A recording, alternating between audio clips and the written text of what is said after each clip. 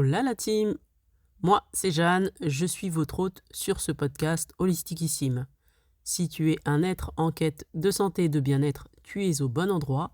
Si tu es une femme entrepreneur en quête de santé, de bien-être, de vision et d'alignement, tu es également au bon endroit. Aujourd'hui, dans ce nouvel épisode, je voulais te parler de quelque chose qui m'a touchée et qui me touche encore. C'est les fibromes, tout simplement les fibromes. Les fibromes, ce sont des tumeurs principalement bénignes qui se logent dans le muscle utérin, mais ça peut être aussi en dehors. Souvent, on dit qu'elles sont bénignes. Par contre, elles provoquent beaucoup d'inconfort chez les femmes qui en ont.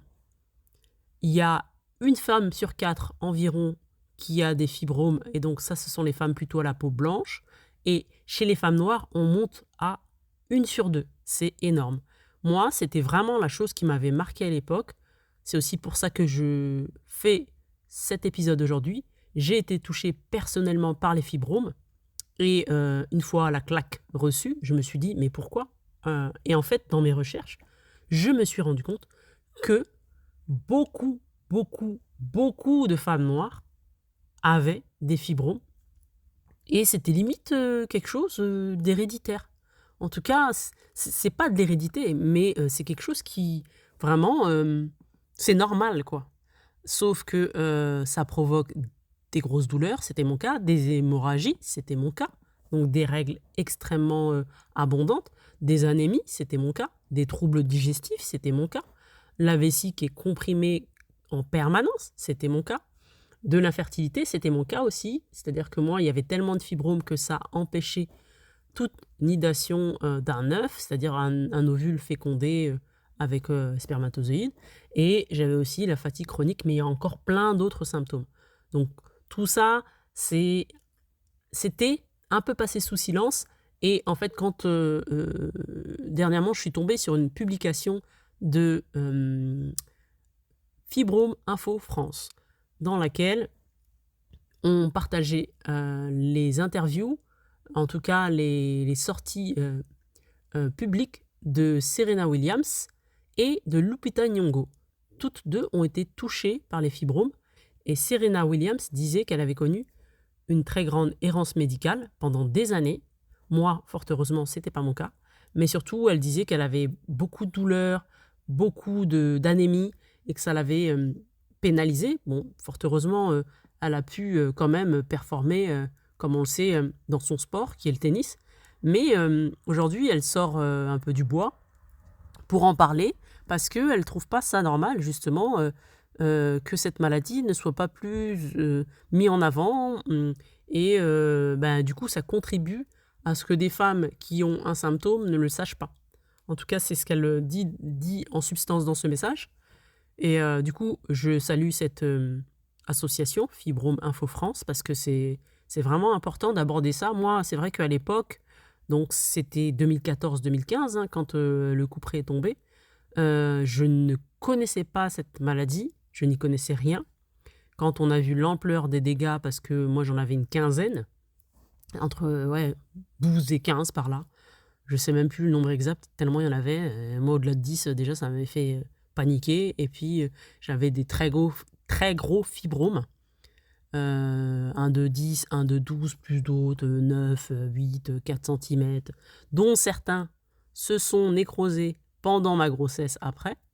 Parce que ce qui s'est passé pour moi, c'est que j'ai eu une myomectomie par laparotomie. Donc, pour schématiser, c'est comme si on faisait une césarienne, mais au lieu de retirer un bébé, on retire tous les fibromes, donc tous les myomes, c'est un autre des noms que vous pouvez trouver. On retire tous les myomes qui empêchent la nidation d'un œuf. Donc ça, c'était pour moi mon cas particulier, parce que, bien entendu, c'est toujours des cas particuliers. Et donc moi, ça m'a marqué à l'époque, je me suis dit, mais comment se fait-il que cette maladie qui touche une femme sur 4 et une femme sur 2, en fait, c'est même, ça toucherait 80 à 85% des femmes noires d'Afrique subsaharienne notamment, mais pas que. La statistique est énorme. Et c'est vrai que moi, quand j'ai fait un peu vite fait un recensement dans la famille, en discutant, ma mère en a eu, et sur Mes sœurs, on est 4 à avoir eu ça. C'est énorme.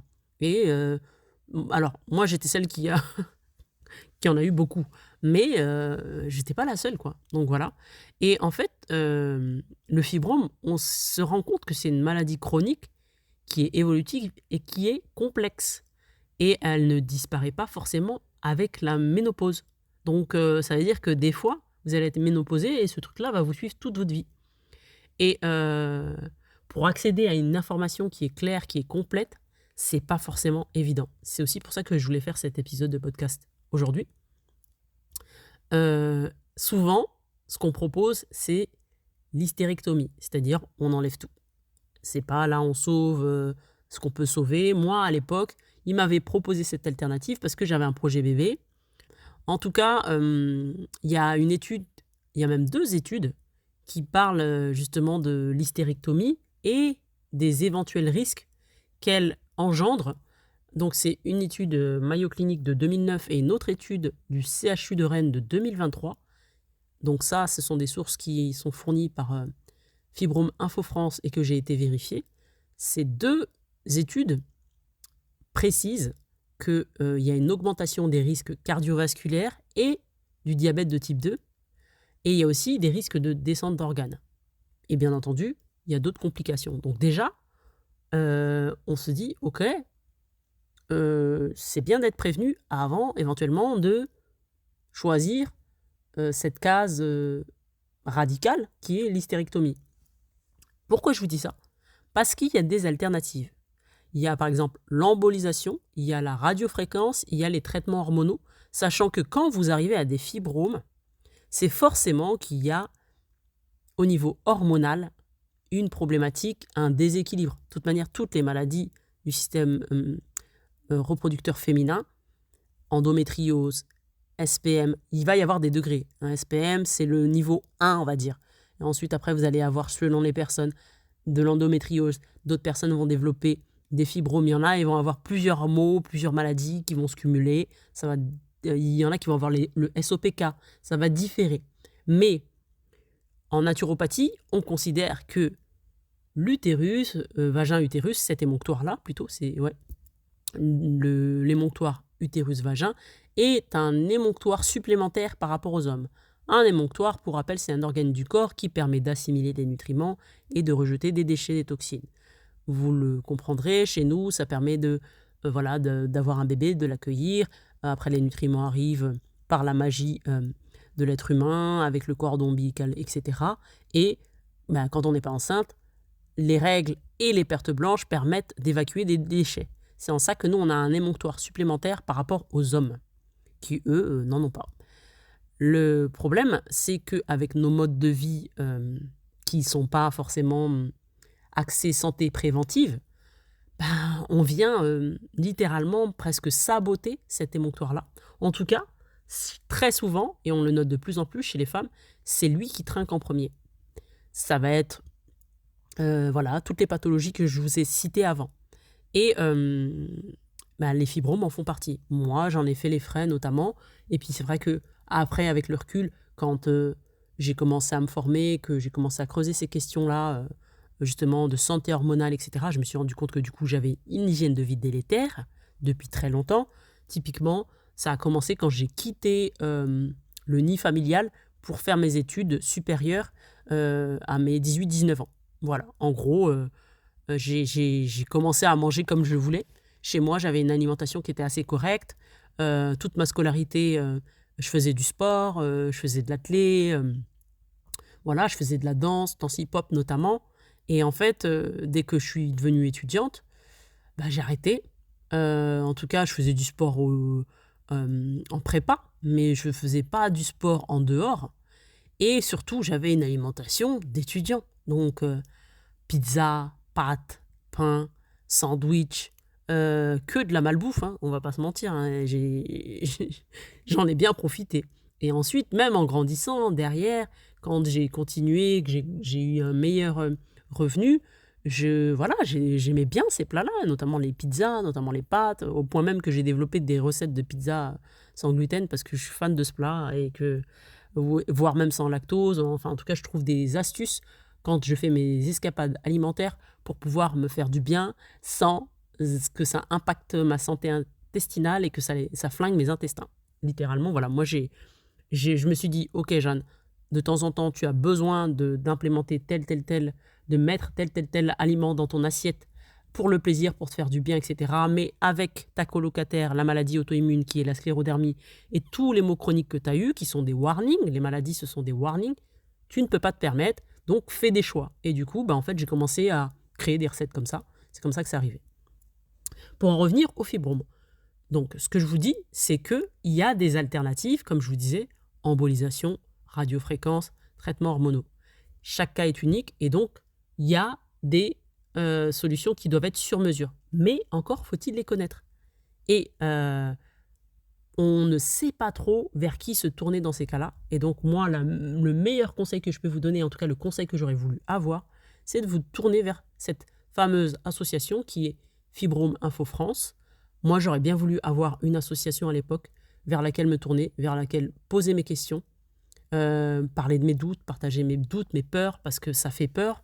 Quand on vous dit « Ah, vous avez l'utérus qui a une taille équivalente à une femme enceinte de 3 mois », c'était mon cas, bah, vous te dites « Putain, je comprends pourquoi mon ventre il dégonfle jamais », pardon pour le gros mot, et vous vous dites « Comment je vais m'en sortir ?» Parce que en fait, ce qui s'est passé, je m'en souviendrai toujours, pour mon cas, et après je reviendrai sur l'association, c'est que quand j'ai fait mon échographie, donc j'étais en essai bébé, le bébé n'arrivait pas, j'étais voir la gynéco, elle remarque qu'il y a quelque chose, elle m'envoie vers carrément un cabinet, on fait une échographie, et là on voit qu'il y en a beaucoup, et elle me dit « Ah, mais il n'y a qu'une seule personne qui peut faire ça.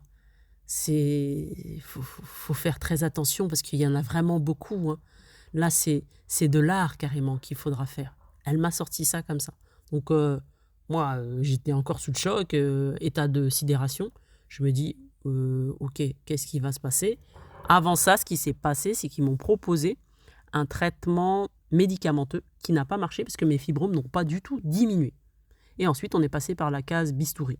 Et là, tout de suite, j'ai récupéré un cycle menstruel plus paisible et j'avais déjà commencé à changer mon alimentation. Je commençais à aller dans des ateliers de naturo, à suivre des naturopathes sur notamment Instagram et Facebook aussi un petit peu. J'avais commencé à faire des changements. Je mangeais encore du sucre, je mangeais encore beaucoup ces aliments-là que je ne mange plus, mais voilà quoi. Et donc, cette maladie, pour en finir, les fibromes, elle est pas forcément très connue, notamment du grand public. Donc, si vous avez des doutes, que vous avez tous les symptômes que je vous ai dit, qui peuvent ressembler justement aussi à d'autres pathologies, hein, d'autres maladies. Si vous avez des douleurs, des hémorragies, des anémies, des troubles, vessie, filez déjà chez votre gynéco et vous lui expliquez. Si vous avez le ventre qui est gonflé, ça peut être aussi de la fermentation, un déséquilibre intestinal, mais ça peut être aussi des fibromes. Ce qui était mon cas. Moi, j'avais les deux, je cumulais en plus. Parce que j'étais constipé chronique, voilà. Tout ça pour vous dire que c'est important. Mais n'hésitez pas à partager. Et puis, s'il y en a qui veulent partager avec moi, qui ont des doutes, des peurs, des questions, mes DM, notamment Instagram, sont ouverts. Ça va dépendre de si je suis en diète numérique ou pas, mais je réponds toujours. Bien entendu, on va pouvoir s'aider des plantes pour soulager notamment les symptômes, la phytothérapie, vous allez avoir le gâtillier notamment, vous allez avoir l'alchémie, voilà, d'autres plantes comme ça. Mais si vous avez un traitement médicamenteux, etc., on fait attention pour pas qu'il y ait des interactions qui viennent amoindrir ou carrément annuler les effets de vos médicaments. Donc, on fait attention, même avec la phyto, même avec les plantes, pareil avec les compléments alimentaires. Mais c'était mon petit partage du jour. Et si vraiment tu es une femme ou une entrepreneur qui est touchée par cette problématique et qui souhaite avancer, qui souhaite vraiment une écoute, une épaule, quelqu'un qui est passé par là, puisque moi j'en ai plus, fort heureusement. Certes, je suis passé par la case chirurgie, mais ils m'en ont laissé. Voilà, ça c'est le truc que je souhaitais préciser. Et du coup, les autres, il y en a certains qui se sont résorbés pendant la grossesse, donc ça c'était une horreur parce que j'avais des douleurs comme douleurs d'appendicite. Littéralement, j'ai l'impression qu'on met des coups de couteau dans le ventre, dans l'utérus. C'était horrible. Et je ne pouvais rien prendre à l'époque, à part du Doliprane. Et bien entendu, je n'ai pas pris de Doliprane parce qu'à l'époque, j'étais déjà consciente que le Doliprane impactait les grossesses, notamment chez les femmes, et avait tendance à féminiser les petits garçons. J'avais vu déjà des choses passer sur le sujet. Et donc, bah, j'ai souffert, j'ai encaissé, quoi.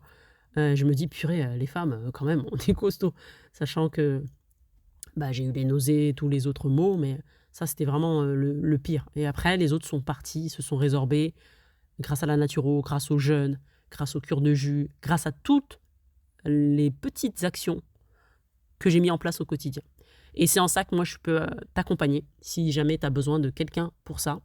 Du coup, bah, tu peux me contacter via mes réseaux sociaux pour qu'on en discute. Moi, je fonctionne exclusivement maintenant sous forme d'accompagnement, car je me suis rendu compte qu'avec des séances en one-shot, parfois, bah, comme j'envoyais beaucoup d'informations, c'était compliqué pour les personnes, sachant qu'en plus, après, moi, souvent, je vais avoir des intuitions qui vont vraiment être adaptées à la personne, et je vais venir l'aider à designer la meilleure route, le meilleur chemin, la meilleure timeline pour elle, et pas pour une autre personne, avec les bonnes plantes, etc., en fonction du terrain. Et on va travailler, bien entendu, sur l'hygiène alimentaire. On travaille aussi sur tout le reste. Hygiène émonctorielle, donc là, c'est très important. Hygiène musculaire, comment on met du mouvement dans sa vie. Hygiène psycho-émotionnelle, là, c'est très important. Et même hygiène énergétique et électromagnétique. Donc moi, je travaille sur tout ça, raison pour laquelle je fais des accompagnements. Et si tu as envie que je t'aide là-dessus, n'hésite pas, je suis à ton service. Voilà, c'est tout pour moi. À bientôt.